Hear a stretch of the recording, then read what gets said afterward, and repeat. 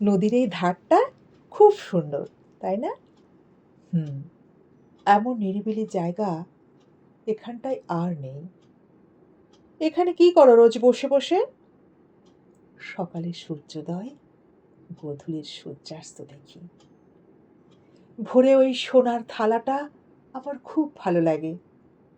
দেখো রংটা কেমন সোনার মতো। ওই রংটা যদি আঁকা যেত, ও তো মামুলি কথা, রং বানিয়ে এঁকে নিলেই হলো। না, এমন রং বানানো যায় না, ওটা শুধু প্রকৃতিই বানায়। দেখো একদিন ঠিক ওই রং পেয়ে তোমার শোয়ার ঘরে একটা সূর্যোদয় আঁকবো। তুমি হাতের তালুতে তা ধরে রাখবে, আর তার উপরে থাকবে নীল আকাশ। আকাশে মেঘ ভাসবে, হঠাৎ বৃষ্টি হবে, তোমার সাথে আমিও ভিজবো। তারপর রংধনু উঠবে তোমার চিবুকের নিচে। ওই রংধনু থেকে রং নিয়ে মেঘ ডিঙিয়ে যা বলাকা আঁকবো। বাহ, খুব সুন্দর হবে তাহলে। মনের রাজ্য ছেড়ে আর কোথাও বেড়াতে যাব না। তারপর মেঘে বিদ্যুৎ চমকাবে, ভয়ে তুমি জড়িয়ে ধরবে। বৃষ্টির জলে খাল বিল ভরবে, মাছরাঙা মাছের খোঁজে।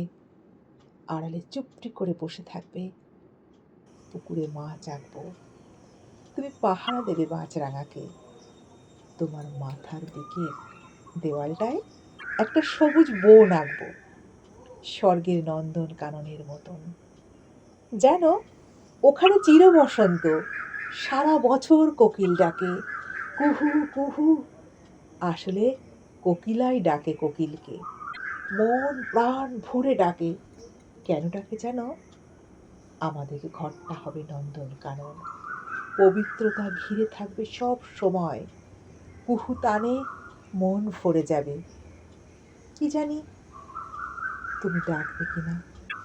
পাশের দেওয়াল ভরে থাকবে মন্দাকিনী, কুলু কুলু গান শোনাবে তোমাকে দিন রাত, রাত দিন, সারা বছর। তুমিও নদীর মতো, কোকিলার মতো ডাকবে। ডাকবে তো? যদি ওই শান বাঁধানো পুকুরটা যদি আঁকি, খুব রোমাঞ্চ হবে। ওখানে বসে তুমি জলে পা ডুবিয়ে জল খেলতে, আর জলের বুকে ঢেউ তুলতে। ওখানেই প্রথম দেখা। নমস্কার বন্ধুরা, কবিতাটা কেমন লাগলো অবশ্যই জানাবেন। স্বরচিত কবিতা যদি প্রজাপতি ফুল হয়ে ফোটে। সকলকে অসংখ্য ধন্যবাদ। হয়তো ভিডিওটার সঙ্গে কবিতাটা মিশছে না, কিন্তু আপাতত এটাই।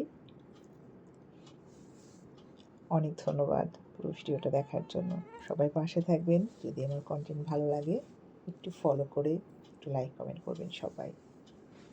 অসংখ্য অসংখ্য ধন্যবাদ সবাইকে।